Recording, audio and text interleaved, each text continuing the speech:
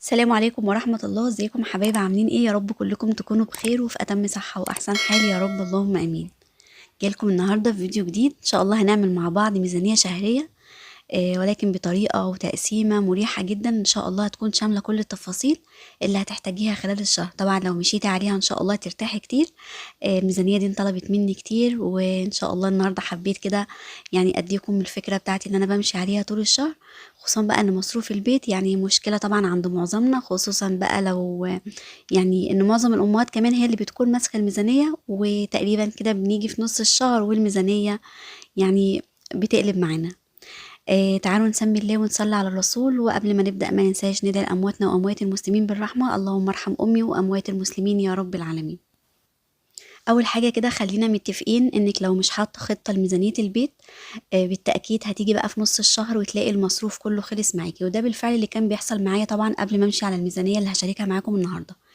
هقول لكم النهاردة على خطوات بجد نفعتني كتير بعد ما كنت محتارة، طبعا بسبب ان ممكن الميزانية تيجي في نص الشهر او في اخر 10 ايام وتخلص مني. اول حاجه كده لازم تخصصي سكتش او ورقه او قلم او نوته، يعني تكوني مخصصه كده جزء فيها لطلبات البيت. وده طبعا علشان يعني التخطيط من الحاجات اللي بتساعد كتير، وكمان تعرفي فلوسك بتروح فين ومقسماها ازاي. اول حاجه كده ان شاء الله هتحددي الدخل الثابت بتاعك، سواء بقى اسبوعي او مثلا شهري. المهم يكون الدخل الاساسي اللي بيجيلك، طبعا اللي من خلاله بقى هتعرفي تقسمي مصروفك ازاي، وبعد كده هتقسمي كل حاجه كالتالي. ولنفترض مثلا ان مصروفك الشهري هيكون 4000 جنيه. اول حاجة كده هنقسمهم لثلاث اقسام. عايزة اقولك بقى انتي خدي الفكرة طبعا وطبقيها على قد بقى دخلك، على قد ظروفك، على قد مصروفك. المهم طبعا وقبل اي حاجة، اول حاجة كده هنبتدي بيها كده زي ما انتم شايفين الصدقة.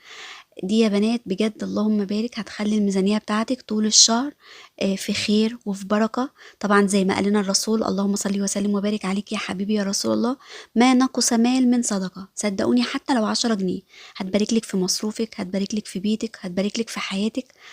حتى لو هتتصدقي بأي حاجة، يعني سواء مال سواء لبس سواء طعام. صدقوني يعني احنا في وقت كل الناس محتاجة فيه لأي حاجة.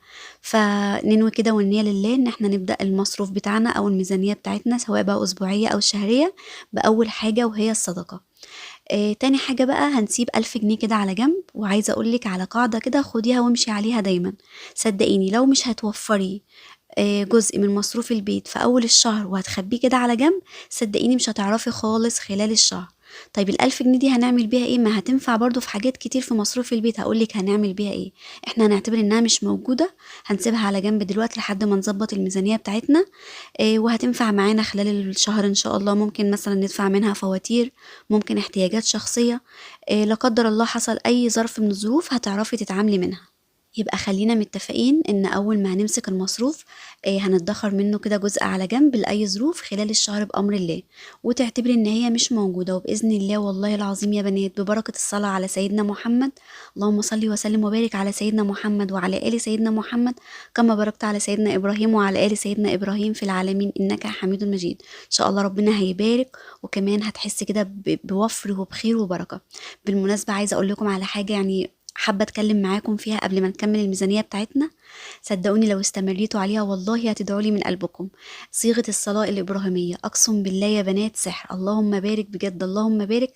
يعني عايزة أقول لكم حولت حياتي وحولتني أنا شخصيا لحاجة تانية خالص. جربوا انتوا بس بيقين تصلوا على سيدنا محمد بالصيغة الإبراهيمية، وشوفوا بقى يعني البركة اللي هتكون في حياتكم. وغير كده كمان يعني اتمنوا بقى أي حاجة من ربنا وشوفوا بجد المعجزات اللي هتحصل لكم. وده والله تجارب وعن يقين. انا مش بحب احلف كتير غير يعني، بس انا بجد عايزه يعني اوصل لكم قد ايه الصيغه الابراهيميه، يعني الصلاه على الرسول بالصيغه الابراهيميه بتفرق كتير. وابحثوا بجد عن الموضوع ده وشوفوا يعني، شوفوا كلام ربنا عن الموضوع ده وكلام العلماء وكلام الشيوخ. حاجة سحر بجد اللهم بارك. اللهم صل وسلم وبارك على سيدنا محمد وعلى آل سيدنا محمد كما باركت على سيدنا إبراهيم وعلى آل سيدنا إبراهيم في العالمين إنك حميد مجيد. انتوا كمان يلا صلوا معايا دلوقتي الصلاة الإبراهيمية، وعايزين نجمع أكبر عدد من الصلاة الإبراهيمية بنفس الصيغة اللي أنا قلتها. وإن شاء الله ربنا هييسر لنا أمورنا ويبارك لنا في رزقنا، وكمان يستجيب لدعواتنا بإذن الله أيا كانت بقى الأمنية أو الدعوة دي. اللهم صل وسلم وبارك على سيدنا محمد كما صليت على سيدنا إبراهيم في العالمين إنك حميد مجيد. نرجع بقى للميزانية بتاعتنا، وكده يبقى خلاص وفرنا ال1000 جنيه على جنب. نيجي بقى بعد كده نقسم ال3000 جنيه ل3 بنود. بصوا يا بنات، أول حاجة هنعمل 1000 جنيه للحوم، وبعون الله هتكفي. مش يعني ما تقوليش لا 1000 جنيه صعبة جدا إنها تكفي لحوم طول الشهر. إن شاء الله هتكفي بإذن الله. مش مجرد كلام وخلاص، أنا بقول لكم الكلام ده عن تجربة، وهقول لكم هنعمل منها إيه. بصوا، هنجيب منها فراخ، وطبعا أهم حاجة تجيب الفراخ بتاعتك حتى لو فرختين بس يكون حجمهم كبير. ليه حجمها كبير؟ هقولك علشان الفرخة لما بتكون حجمها كبير بتقدري تطلعي منها اكتر من وصفة، وزي ما طلعنا قبل كده في فيديو تفريز الفراخ اللي عملت منه 9 وجبات معاكم، وطبعا عجب كل الناس اللي اتفرجت عليه وبالفعل طبقوه. طبعا في أفكار كتير تانية، اللهم بارك، بيعمل وجبات مشبعة ووجبات اقتصادية. هتعملي منه وجبات كتير جدا. طبعا هتاخدي الجوانح لوحدها تعملي منها وصفة. هتعملي مثلا من الصدور بانيه وستريبس وشاورما. هتشوي فراخ بإذن الله. بإذن الله الفرختين هيكفوا معاكي طول الشهر. نيجي بقى للحمة، وطبعا برضو يعني هتجيبي على قد برضو احتياجك، وبإذن الله هتكفي. طبعا اللحمة مش هتاكليها كده لوحدها، انت هتدخلي معاها خضار، هتعملي معاها شوربة، يعني هتستفادي منها برضو في حاجات كتير. كمان اللحمة المفرومة بجد من الحاجات اللي بتطلع يعني وصفات كتير وأفكار كتير للأكل.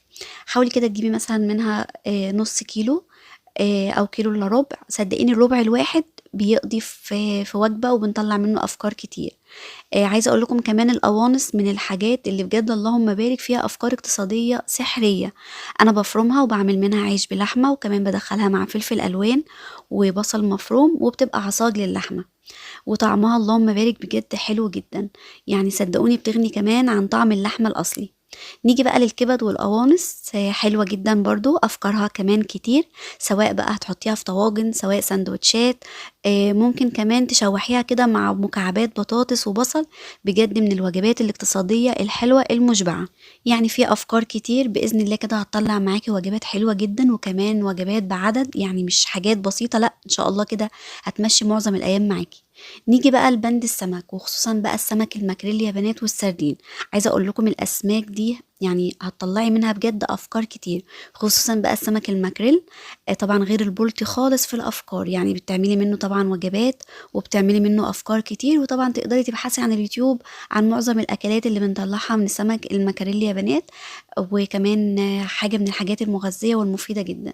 وده كده كان اول بند يا حبايبي. طبعا انا سبتلك فيه افكار كتير، انت بقى اختاري فيه اللي يريحك طبعا واللي هتمشي عليه. لو وصلتي بقى معايا لحد هنا في الفيديو، صلي على النبي في التعليقات وحطي لايك للفيديو عشان يروح لناس تانية كتير. وكمان لو لسه مش مشتركة في القناة، طبعا يسعدني اشتراكك وتكوني اختي من اخواتي.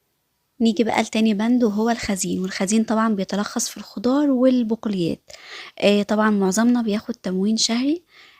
على حسب بقى ما بتاخدي زيت قد ايه، سكر مثلا قد ايه. شوفي بقى انت بتحتاجي معاهم كمية كمان تكفيكي قد ايه، طبعا على اساسه بتكملي. يعني لو مثلا بتاخدي ازازتين في الشهر، واحتياجك مثلا ازازتين كمان، بحيث ان كل اسبوع بتستخدمي ازازة من الزيت. السكر نفس الكلام. اهم حاجة طبعا تخلي ليكي معيار كده، وفي نفس الوقت برضو نحاول كده نقلل من السكر. السكر بقى غالي جدا يا بنات. وكمان يعني كترة السكر من الحاجات المضرة جدا، مش صحية خالص. اما بالنسبة للرز، حاولي بقى تجيبيه سايب، طبعا بيكون سعره وهو سايب طبعا بيكون ارخص وفيه وفر كتير. يعني مثلا لو هتجيبي حوالي 7 كيلو او 8 كيلو خلال الشهر، وده طبعا يرجع على حسب بقى الكمية اللي بتستخدميها. المهم كده تخلي عندك دايما معيار كوباية تكوني يعني مخصصاها كده للرز، بحيث تسحبي منها على قد المعيار اللي بتستخدميه. طبعا الرز كمان بنزود معاه شعرية، لان الشعرية طبعا من الحاجات اللي بتضاعف حجم الرز. هنجيب كمان مكرونات، ولنفترض كده يعني هنعمل وجبة مكرونة كل أسبوع. برضو هتبقى حلوة جدا. وهنجيب كمان دقيق حوالي مثلا كده 4 كيلو. هنحاول كده نخلي كل أسبوع كيلو دقيق. طيب هنعمل من الدقيق ده، هنعمل منه حاجات كتير جدا، والدقيق يعتبر من البنود الأساسية الموجودة معانا في ميزانية الشهر. هنطلع منه معجنات. هتوفر معاكي برضو كتير، سواء بقى في الفطار في العشاء. كمان هتعملي منه أكلات اقتصادية زي البيتزا زي الفطائر. يعني الدقيق بصراحة في البيت من الأساسيات. كمان لو هنعمل منه حاجة حلوة زي الكيكات والمعجنات والحلويات. المهم تخلي عندك دايما يعني الدقيق حاجة أساسية. وحاولي تمشي بقى على مبدأ كده، أنا بصراحة بامشي عليه دايمًا، يعني اليوم مثلًا اللي باعمل فيه أكل شعبي، لأ لازم أعوّض ولادي كده في نفس اليوم بحاجة حلوة، حتى لو صينية كيك بسيطة كده طبعًا. علشان كده باقول لِك يعني الدقيق يعتبر من البنود الأساسية اللي موجودة معانا طول الشهر. نيجي بقى بعد كده للبقوليات، وطبعًا البقوليات بقى من الحاجات اللي اللهم بارك بترمي كمية كبيرة جدًا لمّا بتتسلق. هتجيبي مثلًا من كل حاجة نُص كيلو، كمان ممكن ربع، والله بيكفي وبيكون حلو جدًا طول الشهر، لإنِّك بتجيبي حاجات كتير. البقوليات طبعًا زي العدس، اللوبيا، الفول، العدس بجبة، الفاصوليا كمان. الحاجات دي بجد بتخلّي البيت يعني اللهم بارك مليان خير كده وبركة طول الشهر. ممكن في أي يوم تتصرّفي، يعني شوية مكرونة على شوية عدس على شوية عدس بجبة هتعملي وجبة كشري مصري وهتقضّي اليوم بتاعِك. نيجي بقى للتوابل بتاعتِك، وطبعًا التوابل من الحاجات اللي أنا باشتريها دايمًا سايبة يا بنات، ومش باجيب منها كميات كبيرة. أولًا علشان لمّا باجيب كميات كبيرة باحس إن طعمها كده بيغيّر، وكمان ريحتها الأصلية بتطير. تاني حاجة لا قدّر الله ممكن تلِم حشرات وممكن كمان تسوِّس، فيعني الأفضل والأحسن إن إحنا نجيب منها مثلًا من كل حاجة ب5 جنيه، وما تقولوش يعني الحاجات دي غِليت وما فيش منها الأرقام دي، لأ أبدًا والله أنا دايمًا باجيب كده. الفكرة بس إن في الفلفل الأسود وكمان الكمون هم دول يعني اللي ممكن مثلًا أزوِّد فيهم، لإن سعرهم غالي زيادة، تمام؟ وكمان علشان يعني بيكون عليهم سحب كتير، فغالبًا كده سعرهم عالي جدًا. بس حطّيهم أهم حاجة في التلاجة طبعًا علشان تحافظي عليهم. و وعايزة أقول لكم الحاجات السايبة يا بنات صدقوني بتفرق معايا كتير جدًا، غير ما بتشتريها بقى مُعلبة أو مغلفة. يعني جرّبي بجد تشتري كده الخزين بتاعِك سايب، بس يكون من مكان مضمون ومن من حد بتثقي فيه جدًا، وشوفي بقى هتحسي بفرق قد إيه في السعر. زي ما قُلت لِك دايمًا خلّي عندِك معيار. طبعًا المعيار ده هيخلّيكِ كده مش هتهدّري في الحاجة بتاعتِك، بتكوني بقى عارفة عدد أفراد أسرتِك قد إيه. لو مثلًا بياكلوا كوبايتين رُز بتزوّدي معاهم كوباية شعرية. ما تجيش بقى تستخدمي 3 كوبايات و4 ويتبقى معاكِ تاني يوم وترمي منه وكده، لأ خالص. المعيار أو العيار دايمًا بتكوني ماشية عليه، وعارفة بقى إيه الكميات اللي بتعمليها، وعلى أساسه يعني بتنظّمي بقى المشتريات بتاعتِك والوجبات بتاعتِك طول الشهر. وخلينا متفقين ان زي ما قلنا ببركة الصلاة على سيدنا محمد ان شاء الله هناكل وهنشبع، وكمان هيبقى معانا وفر كتير. لو وصلتي بقى معايا لحد هنا في الفيديو ما تنسيش اللايك والاشتراك في القناة. نيجي بقى للبند التالت والاخير وهو بالاسبوع. طيب هنعمل ايه بقى بال1000 جنيه اللي باقية؟ ال1000 جنيه اللي باقية هنمشيها كده بالاسبوع، ان احنا كل اسبوع يعني هنصرف منها 250 جنيه. هنجيب بال250 جنيه ايه يا ايمي؟ هنجيب بيهم خضار وفاكهة. هنعمل مثلا 100 جنيه للخضار، ومش هنجيب بقى يا بنات غير الأساسيات في الخضار طبعا على قد الأسبوع، يعني الحاجات المهمة جدا زي البصل والطماطم والبطاطس، طبعا بالإضافة بقى لصنف الخضار اللي هتزودي بيه الطبخة بتاعتك. وحاولي بقى تجيبي الحاجات دي في يوم مثلا يعني يكون فيه سوق، بحيث بقى الأسعار يعني تكون كده متهاونة شوية.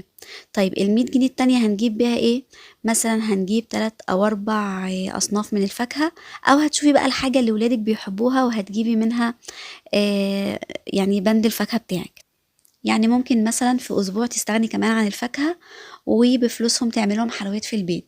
ممكن كمان يتبقى منك وفر الأسبوع اللي بعده وتزودي الكميات، يعني الدنيا هتمشي معاكي. طيب نيجي بقى ل50 جنيه اللي هتتبقى معانا من مصروف الأسبوع، لأن احنا صرفنا قلنا 100 و100 بقى كده معانا 50. طبعا ال50 دي على مدار 4 أسابيع، يعني ممكن مثلا نجيب بيها مشتريات التلاجة، حتى لو هنجيب مثلا مرة جبنة، مرة مثلا حاجات تانية. شوفي بقى الحاجات اللي انت ناقصاكي في البيت، وما تنسوش يا بنات ان احنا كنا سايبين في اول الشهر 1000 جنيه طبعا لأي ظرف من الظروف، تمام. هنشتري بيها مثلا منظفات، مرة مثلا حاجات للجبنة، مرة حاجات شخصية، يعني ال50 جنيه دي هتكون مفتوحة معاكي. صدقيني اتبعي بس الافكار وان شاء الله هتفيدك جدا في مصروف بيتك وفي ميزانيتك. وزي ما قلت لك ما تنسيش ترددي دايما صيغة الصلاة الإبراهيمية اللي هتفرق معاكي كتير.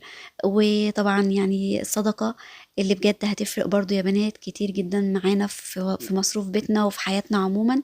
واتمنى بجد الفيديو يكون عجبك، ولو عجبكم بقى عايزين نوصل الفيديو لاكبر عدد من الناس بالصلاة الابراهيمية على الرسول عليه الصلاة والسلام. اللهم صل وسلم وبارك على سيدنا محمد وعلى ال سيدنا محمد كما باركت على سيدنا ابراهيم وعلى ال سيدنا ابراهيم في العالمين انك حميد مجيد. اكتبي لي رايك علشان اعمل لك فيديوهات تانية من النوعية دي لو عجبتك. بتمنى الفيديو يكون عجبكم وتعملوا لي لايك علشان يوصل لناس تانية كتير، وتشتركوا في قناتي لو لسه ما اشتركتوش. وبشكركم على وقتكم واقول لكم السلام عليكم ورحمة الله وبركاته.